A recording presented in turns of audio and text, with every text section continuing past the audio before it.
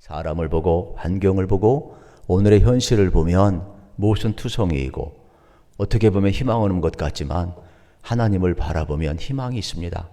왜냐하면 하나님이 살아 계시기 때문에 그렇습니다. 그러므로 우리는 희망을 이야기해야 합니다. 우리는 하나님을 바라보아야 합니다.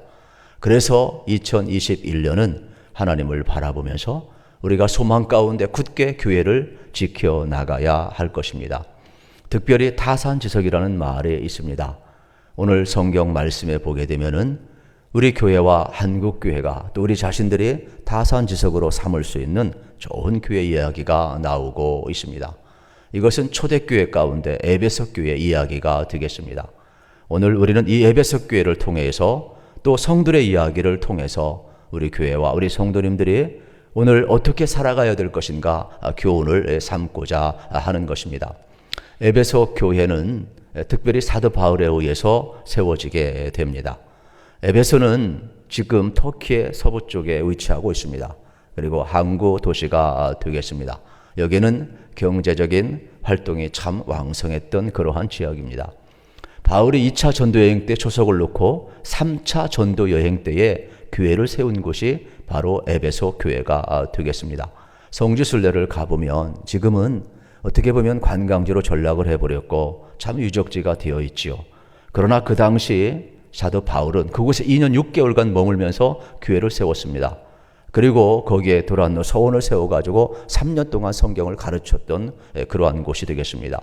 그래서 얼마나 열정을 쏟았던지 우상 숭배의 도시가 복음의 도시로 바뀌고 수많은 영혼들이 하나님 앞에 돌아오는 귀한 역사를 그들은 갖게 됩니다. 그래서 뜨거운 열정을 가지고 신앙생활을 한 곳이 바로 어디냐? 에베소 교회가 되겠습니다. 참 놀라운 사실은 사도 바울이 교회를 세울 때에는 여러분 주전 51년경이거든요. 그런데 지금 이 사도 요한이 에베소 교회에 주님의 계시를 전달하는 시점은 주후 96년경이 되는 거예요. 그러니까 어떻게 보게 되면은 한 45년 이상 세월이 흐른 거죠. 그러니까 에베소 교회의 목회자가 바뀐 거예요. 처음에는 사도 바울이었고 두 번째는 디모데였고 지금 세 번째는 사도 요한이 바로 에베소 교회의 리더로서 섬기고 있음을 발견하게 되는 것입니다. 그런데 이러한 시점에 사도 요한의 1세기경 1세기 말이 되겠죠. 밤무섬에 유배되어서 주님의 계시를 받게 되는데 우리 주님을 어떠한 모습으로 성경은 표현하느냐. 그의 오른손에 7별과 7금 촛대 사이를 거니시는 주님으로 표현을 해요. 그러니까 우리 주님은 7별과 7금 촛대 사이를 거닐며 붙들고 계신 주님이 뭐라고 이야기하느냐. 1절에 보면 이렇게 말씀을 하고 있어요. 에베소 교회 사자에게 편지하노라. 사도 요한을 통하여서 여러분 우리 주님이 에베소 교회의 계시를 말씀하고 있어요. 전하라는 거예요. 그러면 여기 여러분 에베소 교회의 사자는 누구일까? 이 사자라는 것은 직접적인 뜻은 여러분 천사를 의미해요. 그러나 여기에서 나와 있는 이 사자는 교회의 지도자를 의미해요.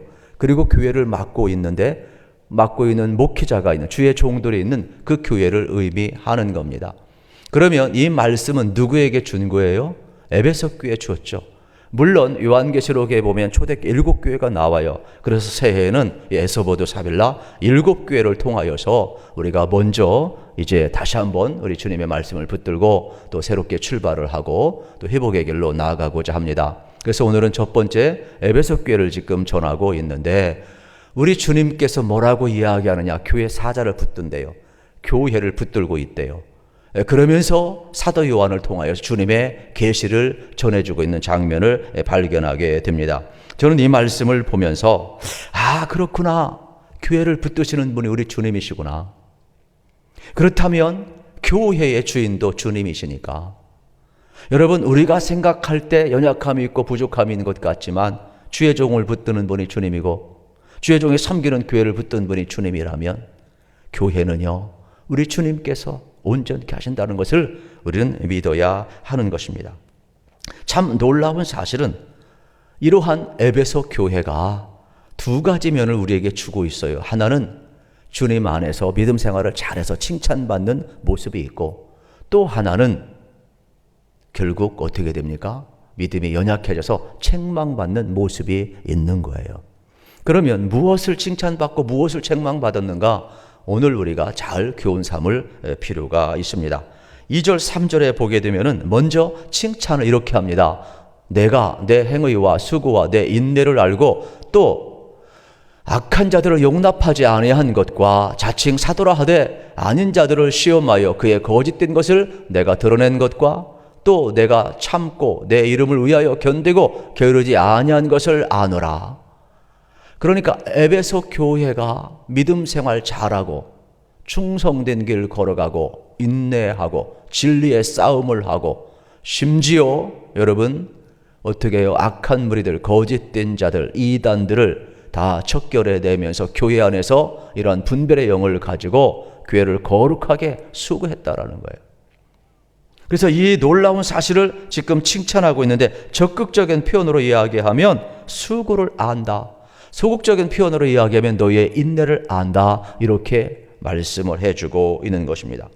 그러면 에베소 교회가 구체적으로 내 행위를 안다 그랬는데 우리 주님께서 에베소 교회를 이렇게 칭찬하는 내용들은 딴 데 있지 않습니다. 그들이 거짓된 교사들을 드러내서 특별히 여러분 뭐라고 이야기합니까? 자칭 사도라 하되 아닌 자들을 시험하여 그의 거짓된 것을 드러냈다 그랬어요.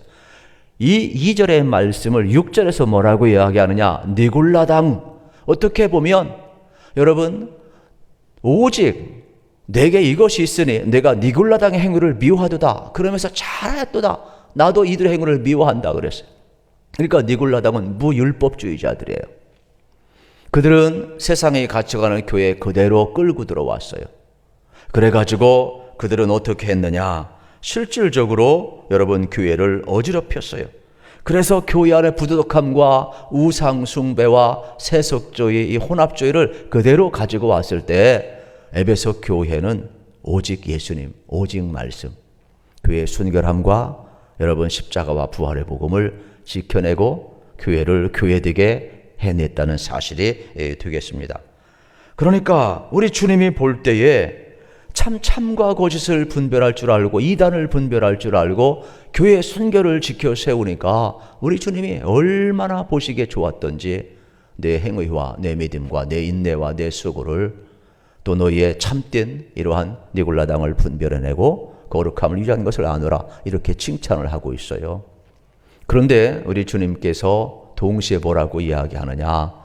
아예 어떻게 보면 한 45년 이상 흘러가다 보니까 에베소 교회가 매너리즘에 빠졌어요. 그래가지고 4절에서 이렇게 칭찬 다음에 잘못을 지적하고 있어요. 그러나 너를 책망할 것이 있나니 너의 처음 사랑을 버렸느니라. 여러분 2절에 그토록 칭찬받았던 교회도 한 45년 이상 흘러가니까 처음 사랑을 버렸다라는 책망을 받고 있는 모습을 보게 되는 것입니다. 그러면 처음 사랑이란 뭐냐? 두 가지로 생각할 수가 있는데 에베소 교인들이 처음 가졌던 형제 사랑을 생각할 수가 있어요. 처음 은혜 받았으니까 얼마나 여러분 형제들을 사랑했겠어요. 그런데 결국은 어떻게 돼요? 진리를 지키고 이단을 척결해내고 우리가 정말 불꽃 같은 눈으로 바라보다 보니까 나중에는 서로 비판하게 되고 의심하게 되고 이단을 가려내야 되다 보니까 형제 사랑이 자꾸 형식화되고 서로를 의심하게 되는 거예요. 처음이야 막 전투적으로 싸워나갔지만은 나중에는 서로 비판적인 게 익숙해고 습관화되어 가지고 형제 사랑을 잃어버린 거예요. 두 번째는 주의 은혜 복음을 들었을 때 이들이 감격하면서 정말로 예수님 영접하고 하나님을 사랑했거든요. 그런데 어느 순간 세월이 한 45년 이상 흐르다 보니까 결국 하나님에 대한 사랑도 식어지고 열정도 사라지고 신앙의 형식화 되어버린 거예요. 그래서 이 본질적인 문제를 가지고 지금 우리 주님께서 에베소 교회를 여러분 지적하고 책망하고 있음을 발견하게 되는 것입니다. 오늘 우리가 정말로 무서워해야 될 것이 무엇인 줄 아십니까? 이 에베소 교회처럼 우리가 진리를 위해서 사는 것도 좋고 이단을 분별하는 것도 좋고 바른 말하는 것도 좋고 참도 좋지만은 비판을 하다가 그 비판이 내 체질화될까 봐, 내 습관화될까. 가장 여러분 위험한 것이 뭔지 아십니까? 나도 모르게 여러분 내 생활이 습관화되는 것입니다. 그런데 지금 에베소 교회는 이러한 것이 습관화되어 버렸어요. 그래서 우리 주님이 지금 이것을 지적을 하고 있는 것입니다. 그래서 에베소 교회는 어떻게 보게 되면은 결국 진리와의 싸움 속에서 진리를 살아내는 것 같았지만은 이게 비판이 익숙하고 어떻게 보면 정의감에 익숙하고 그러다 보니까 결국 상대를 의심하게 되다 보니까 그들의 삶 속에 이게 습관화가 되어버린 거예요. 그래서 감사를 잃어버리고 참사랑을 잃어버리고 결국은 매너리즘에 빠져버리고 만 겁니다. 그래서 이웃사랑과 하나님 사랑이 형식화되어 가고 있는 거죠. 그러면서 본인들은 대단히 신앙생활 잘하고 있다고 의롭다고 생각을 하는 겁니다. 우리 주님이 이것을 지적을 하고 있는 거예요. 우리가 에베소 교회를 향하여 처음 사랑을 버렸다라는 이 주님의 책망을 우리가 다시 한번 되돌아볼 필요가 있어요. 우리는 주님 만났던 처음 감격을 얼마나 유지하고 있는가? 그래서 그 사랑 앞에 감격하면서 이게 분리될 수가 없잖아요. 주님의 사랑을 경험한 사람은 형제 사랑을 분리할 수가 없잖아요. 자동적으로 이웃을 향하여서 사랑이 나아가잖아요. 그런데 어느 순간 우리는 이웃과의 불편하잖아요. 우리가 복음을 이야기하잖아요. 율법적인 관계 속에 살아가잖아요. 사랑을 이야기하지만 미워하고 있잖아요. 그렇기 때문에 오늘 우리 속에 주님이 정확하게 지금 지적을 하고 있다는 사실이에요. 원래 에베소라는 이름은 욕망, 갈망이라는 이름이 있어요. 그래서 이 에베소의 사람들은요 아주 대단합니다. 왜냐하면 어떻게 보게 되면은 이 수도 역할을 감당을 했거든요. 이 에베소를 중심으로 해서 아시아 지역을 뻗어나가는 아주 항구요, 교통 유통 지역이요. 실질적으로 여러분 그 당시 수도 역할을 감당을 했어요. 그런데 여기에 또 신전이 있어요. 그래가지고 미의 여신 신전이 있어서 이들은 얼마나 여러분 자부심을 갖고 있는지 몰라요. 그런데 바울을 통해 복음이 들어가니까 이 신전에서 음란한 행위를 하고 우상 숭배했던 사람들이 전부 다 끊어버리고 예수님을 향한 갈망과 열망을 가지고 예수님을 향한 순결한 사랑을 가지고 나아가요. 그러니까 도시 전체가 뒤집어지기를 시작을 하는 거죠. 우상의 도시가 여러분 복음으로 바뀌어 가는 거예요. 실질적으로 여러분 바울을 통해서 놀라운 역사를 여러분 경험을 한 겁니다. 그들 속에는 우상이 보이기만 했는데 이제는 예수님만 보이는 거예요. 그런데 이게 한 45년 흘러가다 보니까 거기에 여전히 여러분 신전이 있고 여전히 타락한 모습이 있고 여전히 세상에 유혹이 있는 거예요. 그러다 보니까 결국은 긴 세월 동안 어떻게 됐어요?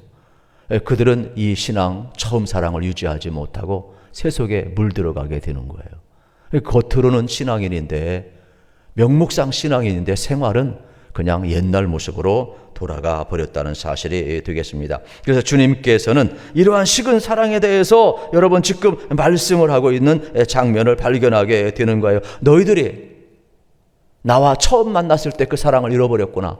말씀 앞에 감격했던 그 감격을 잃어버렸구나. 너희들 모든 걸 결단하고 끊어버렸던 그 놀라운 역사들이 너희들 잃어버렸구나. 그래서 예수님은 어떻게 합니까? 다시금 처음 사랑을 회복하라고 이야기를 하는 거예요. 교회가 예수님과 처음 가졌던 사랑, 주님께 헌신했던 그 순수한 사랑을 회복하라고 말씀하고 있는 장면을 바라보게 되는 것입니다. 그렇습니다. 사랑을 잃어버렸을 때 모든 걸 잃어버리는 것이죠. 사랑은 전부거든요. 부분이 아니에요. 그래서 처음 사랑을 회복하라 우리 주님께서 말씀하고 있는 것입니다. 그러면 이 처음 사랑이라는 말은 이러한 깊은 뜻이 하나 더 있어요. 처음한 사랑이라 그런 뜻이 아니라 가장 중요한 사랑, 가장 우선되는 사랑이라는 뜻을 포함하고 있어요. 그래서 에베소 교회가 처음 사랑했던 것은 뭐냐? 주님을 가장 중요하게 여겼더라는 거예요. 십자가의 구속을 가장 중요하게 여겼더라는 거예요. 복음을 가장 중요하게 여겼더라는 거예요. 오직 예수 그리스도를 가장 중요하게 여겼더라는 거예요. 순결함을 가장 중요하게 여겼더라는 거예요. 그런데 어떻게 됐어요? 이런 거를 잃어버렸다라는 거예요. 주님을 처음 만났을 때 그 사랑에 감격하여서 형제자매를 사랑했을 때 형제자매를 주님 대하듯이 우선적으로 귀하게 여기며 사랑했다라는 거예요. 그런데 어느 순간부터 여러분 세월이 흘러가면서 구원의 감격을 잃어버리고 감사를 잃어버리고 기쁨을 잃어버렸다라는 거예요. 그러다 보니까 결국 성도가 성도되지 못하고 교회가 교회되지 못하는 것이지요. 여러분, 성도가 성도되는 길은 뭐냐? 처음 사랑을 회복하는 거예요. 교회가 교회되는 것은 뭐냐? 복음을 회복하는 거예요. 그렇다면 오늘 주님께서 우리를 붙들고 우리 교회를 붙들고 한국교회를 붙들고 있음을 우리가 믿는다면 오늘 우리는 다시금 주님 앞에 돌아가야 될 것입니다. 어떻게 회복하느냐? 대단히 중요한 내용이 나옵니다. 5절에 보면 에베소 교회를 향하여 이렇게 권면합니다. 그러므로 어디서 떨어졌는지를 생각하고 회개하여 처음 행위를 가지라. 세 가지를 이야기를 하는 거예요. 뭐냐? 어디서 떨어졌는지를 생각해라. 기억하라는 거예요. Remember, 기억하라는 거예요. 우리가요, 신앙생활 나태해졌을 때 주님을 처음 만났던 장소, 처음 만났던 사건, 처음 만났던 감격, 이걸 회복해야 돼요. 그래서 여기 기억하라는 말, 어디서 떨어졌는지, 내가 어떠한 죄 때문에 주님에게서 멀어졌는지, 어떠한 것 때문에 주님의 은혜를 상실했는지 기억하면서, 원래 처음 사랑을 기억하면서 여러분 되돌아보라는 거예요. 야곱도 약복강가가 있었고, 여러분 바울도 다메섹 도상에 있었고, 우리의 인생도 마찬가지야. 처음 만났던 그 주님, 그 은혜, 그 장소, 그 사건으로 돌아가서 우리가 왜 여기까지 멀어졌는가를 기억하면서 은혜를 기억하며 다시금 돌아가라고 이야기하는 내용이 되겠습니다. 그래서 계속해서 사랑을 잃어버리고 타락한 양심을 일깨우라는 말씀을 이렇게 어디서 떨어졌는가를 생각하라 권면하고 있는 거예요. 두 번째는 회개하라고 권면을 하는 것이죠. 회개는요, 점진적으로 하는 게 아니라 여러분, 회개는 단번에 하는 거예요. 그래서 완전히 돌이키는 거예요. 우리가 회개는 아무리 강조해도 지나치지 않는 거예요.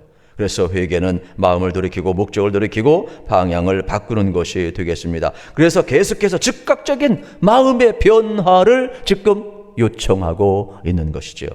세 번째는 회복하라는 말입니다. 처음 행위를 가지라는 것이죠. 그러니까 회개의 결과가 회복이죠.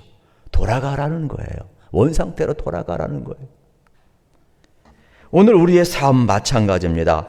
그래서 주님을 만났던 첫 감격을 회복하고 다시 한번 여러분 어떻게 해요? 우리의 삶을 주님 안에서 살아가고 사랑 안에서 살아갈 것을 요청하고 있는 겁니다.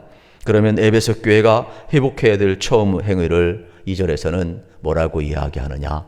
여러 가지 표현하잖아요. 내 행위와 수고와 인내를 알고 또 악한 자들을 용납하지 아니한 것과 자칭 사도라 하되 아닌 것들을 시험하여 그의 거짓된 것을 내게 드러낸 것.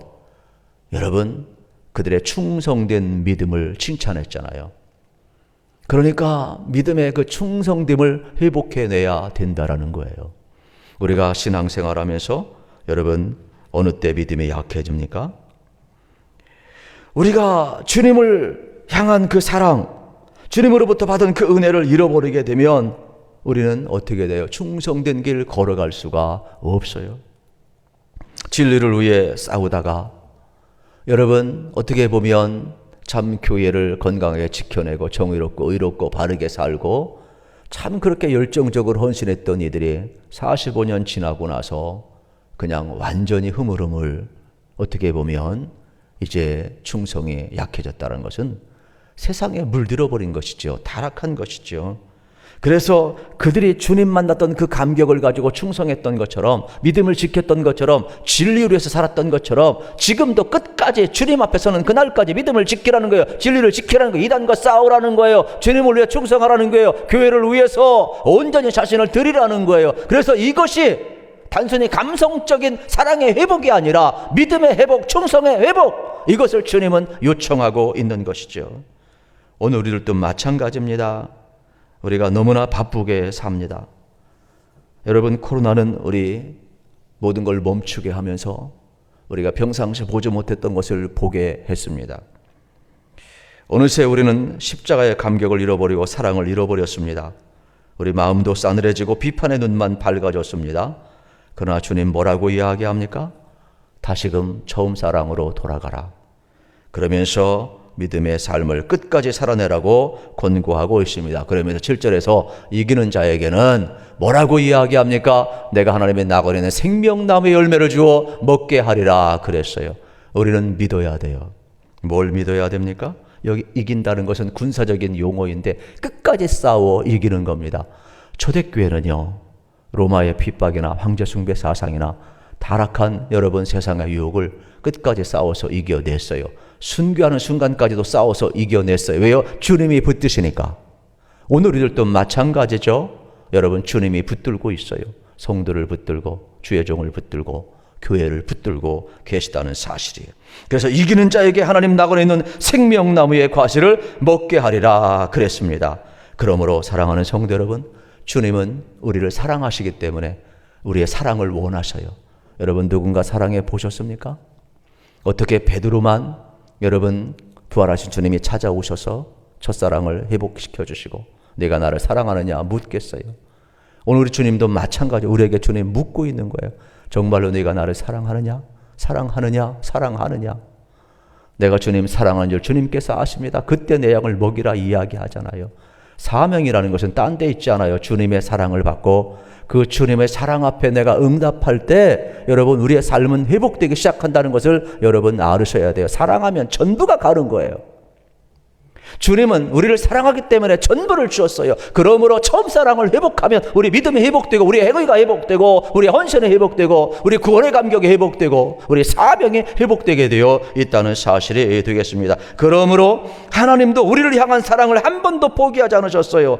우리도 하나님을 향한 그 사랑과 열정 우리 다시금 회복해야 되는 겁니다.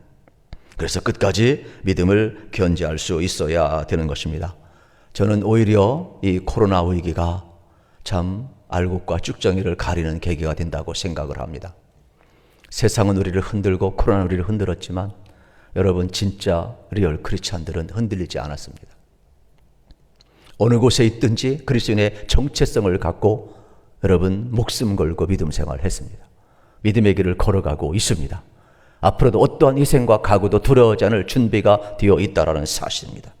그러므로 오히려 이러한 때 우리의 정체성을 명확히 하고 우리는 믿음을 회복해야 됩니다. 처음 사랑을 회복해야 됩니다. 그래서 구원의 감격을 가지고 그 기쁨을 가지고 감사함으로 나가야 돼요. 만약에 여러분들이 신앙의 메르짐에 빠져 있다면 우리 5절 말씀을 기억하세요. 여러분들이 어디에서 주님과의 관계가 떨어졌는지 주님과 멀어져 있는지 베드로도요 주님 멀찍이 따라가다가 예수님 부인할 수밖에 없었어요. 우리가 주님을 멀리하고 성전을 멀리하고 예배를 멀리하고 여러분 우리가 은혜 자리에 멀리하게 되면 우리는 점점 어떻게 돼요? 식어질 수밖에 없어요. 아무리 사랑하는 사람도요 만나지 않으면 사랑이 다 식어지는 거예요.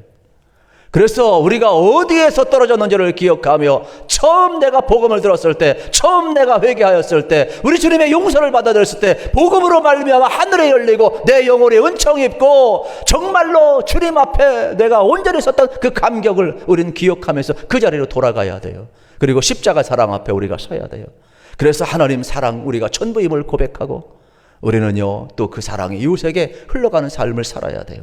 그래서 오늘 주신 말씀을 잘 기억하면서 여러분 성령의 감동하심 속에서 우리가 새 마음을 가져야 되지 않겠습니까?